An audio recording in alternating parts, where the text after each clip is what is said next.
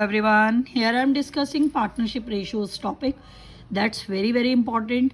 हर बच्चे को confusion होती है जब acquire दिया हो, surrender दिया हो, क्या गिवन है, सेक्रीफाइस गिवन है, न्यू कैसे निकालनी है। इस वीडियो में मैं आपके साथ ये सब कुछ शेयर करूंगी। देखो, पार्टनरशिप में 4 इंपॉर्टेंट टॉपिक हैं: admission, death, retirement, dissolution.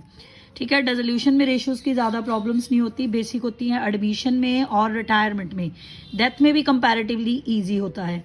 Admission में हम जो गुडविल है, थोड़ा बेसिक समझो पहले। एडमिशन में जो गुडविल है वो सेक्रीफाइसिंग रेशो में जाती है। डेथ में गुडविल गेनिंग रेशो में जाती है। रिटायरमेंट में गुडविल को शेयर करते हैं हम गेनिंग रेशो में। ध्यान से देखो, रिटायरमेंट और डेथ दोनों में गेनिंग है, एडमिशन में सेक्रीफाइस है। Remember it. यही तो टॉपिक है जो आपको कंफ्यूज करते हैं कि सेक्रीफाइस कैसे निकलेगी, गेनिंग कैसे निकलेगी। क्लियर? अब देखो, सेक्रीफाइसिंग का फॉर्मूला होता है ओल्ड माइनस न्यू, सन। गेनिंग का फॉर्मूला होता है new minus old, GNO। Sacrificing का ओल्ड माइनस न्यू, सन, SON। अब देखो, एडमिशन है। एडमिशन में डिफरेंट 4 केसेस में मैंने डिवाइड करा है कि रेशो कैसे निकल सकती है।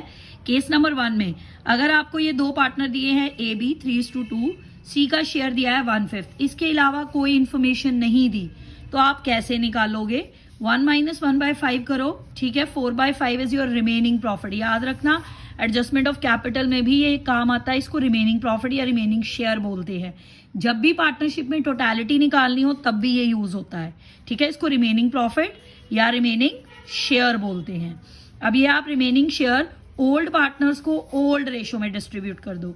3/5 और 2/5 थी, रिमेनिंग आपका 4/5 था। मल्टीप्लाई कर दो, 12/25, 8/25। सी का तो 1/5 ही रहेगा। ठीक है, ये आपकी न्यू रेशो आ गई 12, 8, 5। This is your new ratio. अब न्यू तो मैंने निकाल दी। सेक्रीफाइस क्या होगा? जब भी आपको सिर्फ इतनी इंफॉर्मेशन गिवन हो, न्यू और सेक्रीफाइस बोले, तो आपकी ओल्ड ही सेक्रीफाइसिंग होगी। याद रखना, ओल्ड ही सेक्रीफाइसिंग होगी, न्यू ऐसे निकालोगे। ये केस नंबर 1 था, सिर्फ इतनी इंफॉर्मेशन आपको प्रोवाइडेड है। ठीक है, 3:2 is your sacrificing ratio, this is your new ratio. Clear? This is case number 1। अब केस नंबर 2, वही सेम मैंने लिया है। 3:2, 2 पार्टनर हैं, सी को एडमिट करा 1/5 शेयर के लिए। उसने 1/5 को एक्वायर करा या लिया 2:1 रेशो में A और B से। ठीक है, ये क्वेश्चन हमें गिवन है। अब देखो, उसके शेयर के साथ एडजस्टमेंट आ गई। अब शेयर के साथ अगर एडजस्टमेंट आ जाए ना, तो समझना यहां पे हमें न्यू रेशो डिफरेंट वे में निकालनी है। ठीक है, अब 1/5 के लिए वो 2:1 उसने A और B से लिया 1/5। अब सेक्रीफाइसिंग क्या है? A का सेक्रीफाइस आएगा 1/5 का 2/3, B का सेक्रीफाइस आएगा 1/5 का 1/3। मल्टीप्लाई करोगे आप उसके शेयर को इस रेशो से, ये आपके पुराने पार्टनर्स का सेक्रीफाइस आ जाएगा। 2:1 इज देयर सेक्रीफाइसिंग। मल्टीप्लाई करके न्यू कैसे निकालोगे? अब उनका ओल्ड शेयर 3/5 2/5 था, अब उनका सेक्रीफाइस माइनस कर दो, ये उनका न्यू शेयर आ गया।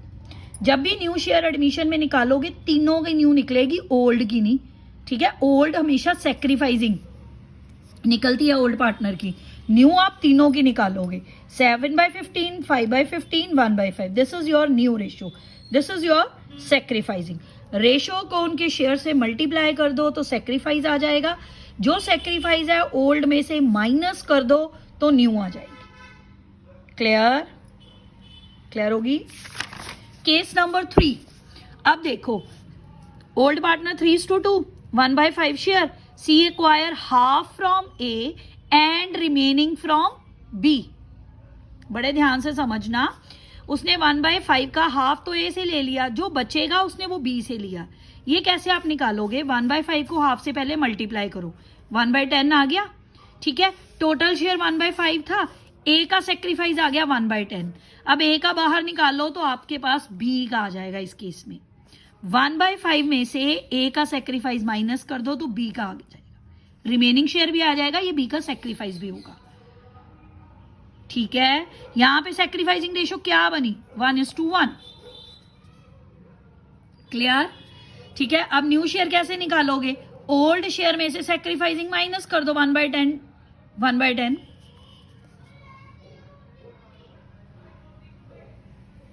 This is your new ratio. Same way में क्लियर, समझ गए हो आप। नेक्स्ट है केस नंबर 4। अब इसमें क्या है, आपने जो मैंने ये आपको ये बोला, इसमें सी ने एक्वायर करा था, ठीक है। केस नंबर 2 में भी सी ने एक्वायर करा था, सी ने एक पर्टिकुलर रेशो में। अब केस नंबर 3 को ध्यान से देखना, यहाँ पे ए सरेंडर कर रहा है अपने शेयर का सी को, बी सरेंडर कर रहा है 1/3 सी को। उनका ए का शेयर है 3/5, हाफ दे रहा है, ये ए का सेक्रीफाइस आ गया, ठीक है। जब ऐसे सरेंडर एक्वायर होता है पहले मल्टीप्लाई होता है, मल्टीप्लाई फ्रॉम में डायरेक्ट माइनस होता है, फ्रॉम में डायरेक्ट माइनस होता है, ठीक है। बी का कैसे निकालोगे आप, 2/5, 1/3 दे रहा है 2/15, ये बी का सेक्रीफाइस आ गया। अब ए का न्यू कैसे निकालोगे, 3/5 में से उसका सेक्रीफाइस बाहर निकाल दो, उनकी न्यू आ जाएगी। अब सी का शेयर आपको यहाँ पे गिवन नहीं था, इसने यहां से एक्वायर करा था। अब जो ये दो सेक्रीफाइस है ना, सेक्रीफाइस, इन दोनों को प्लस कर दो, आपके पास सी का आ जाएगा, ठीक है। क्लियर, ये 3 रेशोज बन गई, अब इनकी ये न्यू रेशो हो गई। क्लियर हो गया। अब नेक्स्ट रिटायरमेंट। रिटायरमेंट एडमिशन के कंपैरेटिवली बहुत आसान है। रिटायरमेंट में अगर एक पार्टनर रिटायर हो रहा है उसका शेयर काट दो, जो रिटायर हो गया उसका शेयर कट हो गया, जो बचा वही न्यू वही गेन। अगर आपको कोई भी एडजस्टमेंट नहीं दी, ठीक है, सी के शेयर के रिगार्डिंग कोई एडजस्टमेंट नहीं दी, तो आप this is the easiest way how to calculate new ratio और gaining ratio of remaining partners. जो रिटायरिंग है उसका शेयर काटो, जो बच गई वही न्यू वही गेनिंग। अब केस नंबर 2 देखो, सी अगर अपना हिस्सा ए और बी को एक स्पेसिफिक रेशो में दे रहा है, ठीक है, ये उनका गेन है।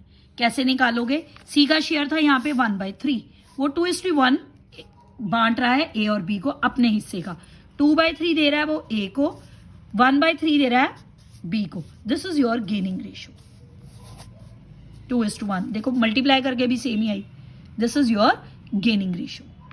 अब उनका न्यू शेयर निकालोगे तो गेन प्लस कर देना ओल्ड में, ओल्ड में आप गेन अगर प्लस कर दोगे तो उनका क्या आ जाएगा, न्यू। सैक्रिफाइसिंग में क्या करते हो, ओल्ड में से सैक्रिफाइस माइनस कर दो तो न्यू आ जाती है, this is new. Case number 3, यहां पे मैंने बोला रेशो, अगर उसने रेशो नहीं दी, किसी अमाउंट में टेकन ओवर दिया उनको, सॉरी, ए और बी को अपना शेयर डिस्ट्रीब्यूट करा एक पर्टिकुलर अमाउंट में, A B C suppose 3 partner है, 4:1 रेशो है, ए रिटायर हो रहा है, यहां पे कौन रिटायर हो रहा है, ए।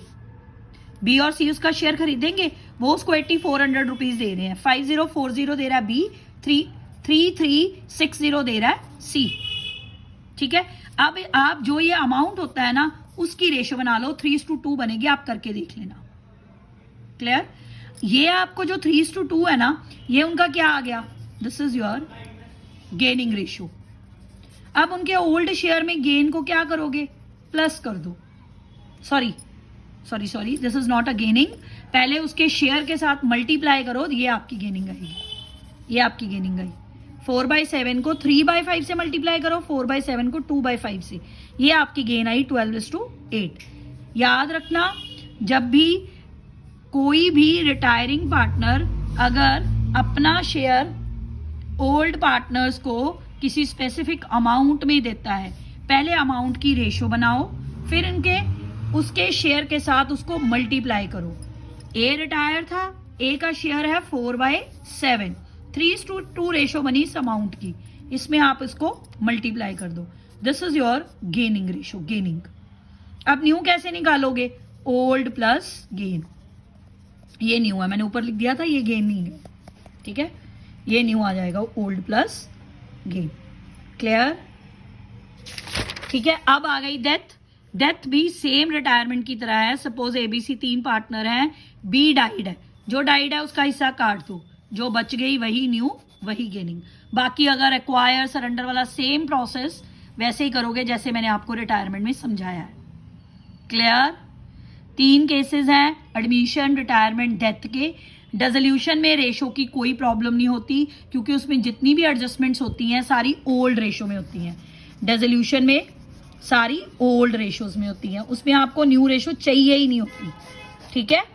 Clear, thank you very much.